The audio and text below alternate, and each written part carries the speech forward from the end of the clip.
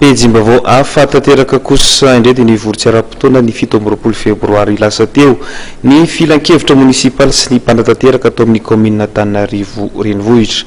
Lohahevitra maromaro no dinihana tamin'izany ka ny 4 tamin'ireo no efa nakatoavina.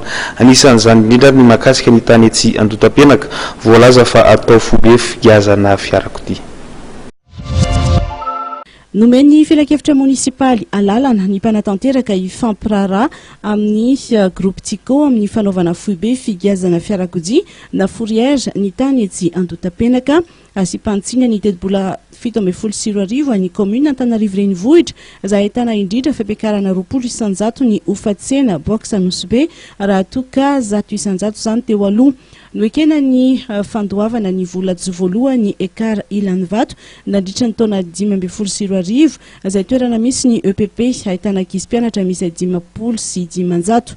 Anisany tapakio nandritry ny fivoriana tsy ara-potoana ny filan-kevitra munisipaly sy ny mpanatanteraka teo anivon'ny commune Antananarivo renivohitra izay notontosaina omaly. Fantatra ihany koa etsy andanin'izany fa isy ny fampidirana mpamonjy voina misy 10 izay aparitaka manery andreo boriboritany.